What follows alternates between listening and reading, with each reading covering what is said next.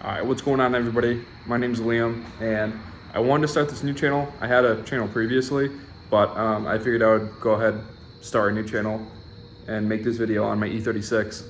And the reason for that is because, I don't know, I kind of just wanted to make a channel specifically for the E36. So before I go ahead and dive too deep into everything about the car, I'm gonna give it a car wash and we can clean these wheels.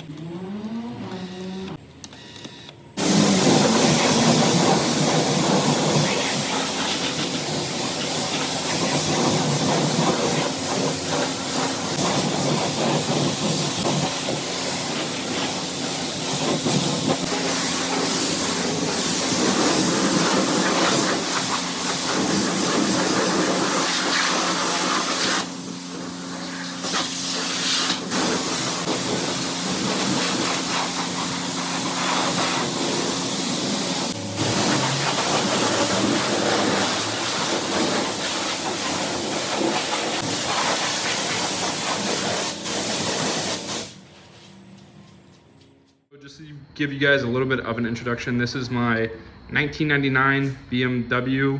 It's a 323i. It's convertible. I've dreamed about having this car 5 years ago on Model 5s, and here I am, 24 years old, and I'm living my dream. So very happy about that, and I take a lot of pride in this car because I've done so much to it, and it's almost exactly how I envisioned it, which is really cool. And if you don't like it, a lot of people can't say that they've personally done that for themselves. So we can start off with the rear of the car. To start off, I do have clear tail lights. These clear tails came from eBay. The lights themselves are cool, but the wiring harness for all the actual like light bulbs and stuff, it works like shit. When I first got them and plugged them in, it was an absolute headache. There was things not working. Like I still don't have reverse lights. All I have is brake lights and blinkers. Currently this side running light went out, so this tail light is the only one that has a running light when the lights are on and the car's running.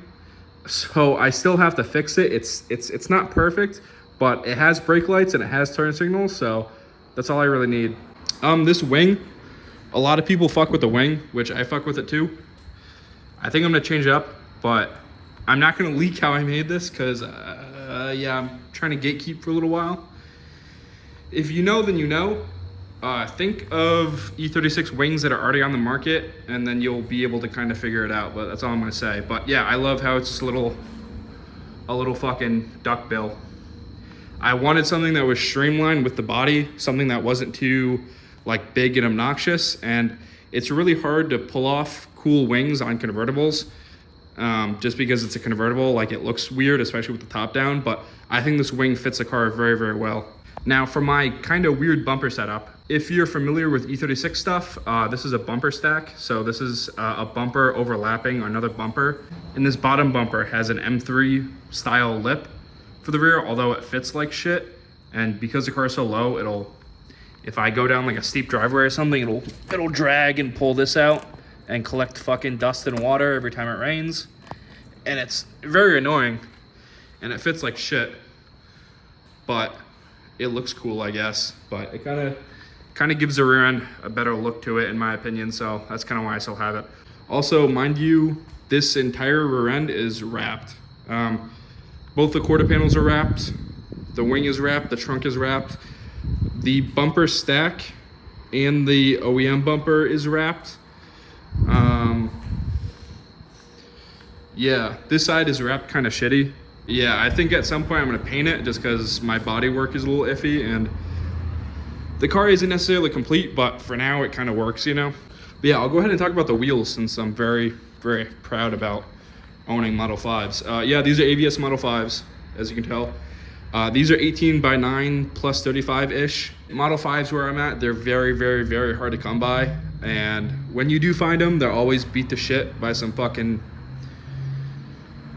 drift car guys. So yeah, it's kind of annoying because every single time you do find Model 5s, they're cracked and ruined and all fucked up. Like, that's just how the market is. There's not a lot of them around. And other people in like California and Florida and shit are always saying to me, oh, they're not that rare. It's like, oh, come to Massachusetts, they're pretty rare. So yeah, and then the rear end is a 17 by 8 plus 30. But yeah, I'm very proud and very happy to own Model 5s because they're like my dream wheel. And again, like I said before, like 5 years ago, I was dreaming for exactly this, and I'm pretty much there. So next, I want to talk about the height.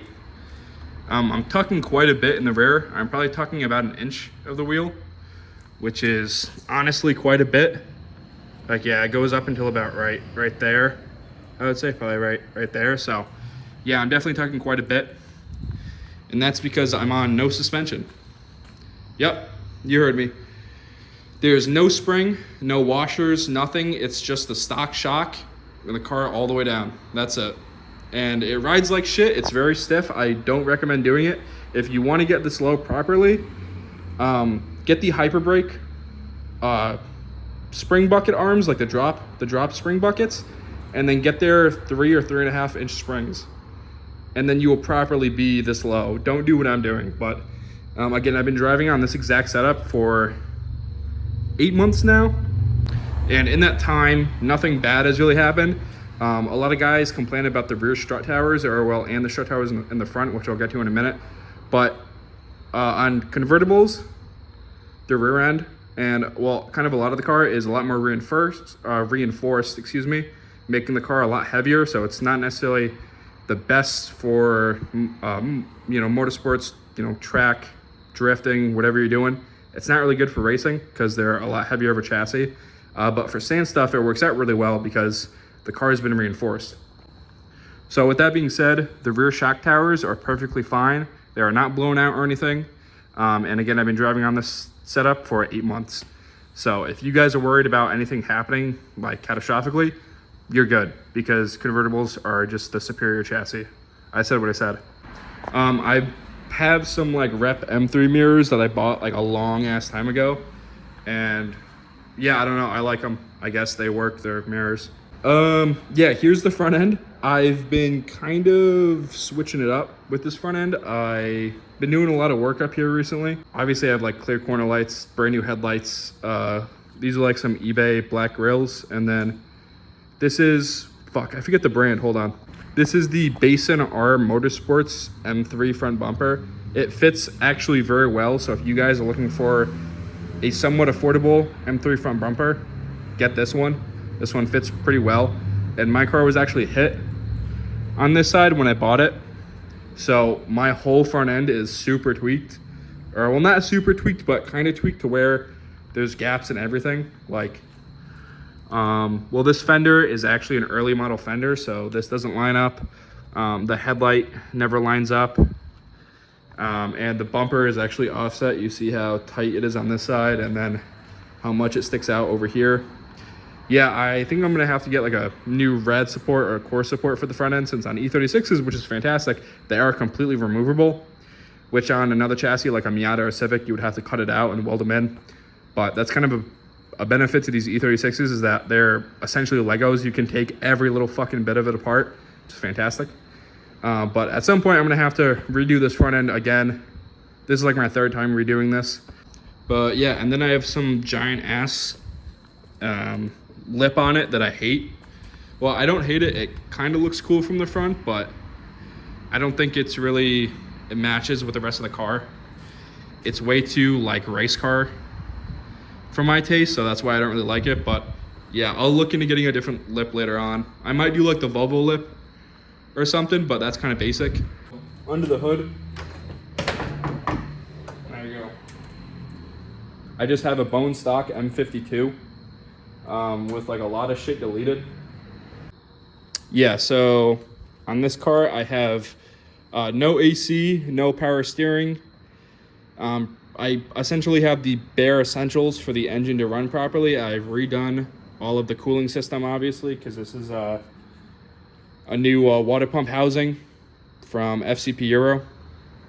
And yeah, I've pretty much, again, like I've done the whole cooling system. I deleted everything. I have like a little shitty intake on there. Yeah, I don't know, not too much to say. The engine is the bare essentials. I don't have a hood prop, so I just have to hold my hood up. That's why I'm not going to go too deep into my, like, what I've done, but pretty much anything that can be ripped out is ripped out. I mean, there's like that shit back there that I can still take out, but in terms of like AC and power steering and stuff like that, the only belt that I have on is the belt for the alternator and water pump. Let's put it that way. So again, very basic, very simple. Oh, I wanted to talk about this for a minute. These are strut reinforcement plates. This side cracked a few months ago, so yeah, I had welded that in. My welds are actually pretty okay, but because I use flux core, there's a lot of spatter, so it kind of looks shitty, but honestly, I do have some pretty decent welds. Like, hold on. Those are kind of like, that one's okay, but yeah, I'm not going for the most pretty welds, but so far it's been holding up, so I call that a 10 in my book.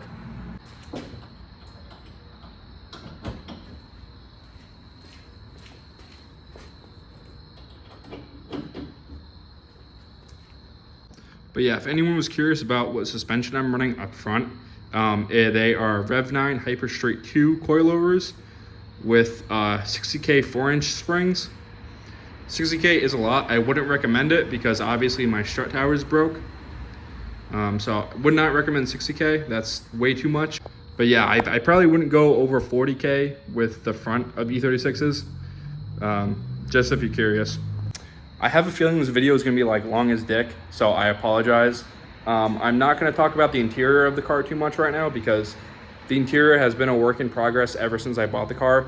Long story short, I bought the car from auction. I'm the second registered owner of the car. The first owner was this like 90-year-old man, and I'm pretty sure he died. That's why the car was at auction, to get auctioned off, because like he couldn't physically sell it because he was dead. And the interior of this car has always been so jacked. And a little bit while ago, like a couple months ago, I found out there was mold growing in my back seats. So I kind of ripped out the entire interior, and my interior has always been kind of jank. So I'm not going to focus on the interior in this video since it's already like probably 20 minutes long or something. I don't even know. But so yeah, with all that being said, like, comment, subscribe, and yeah, I'll be posting some more videos on this. So thank you.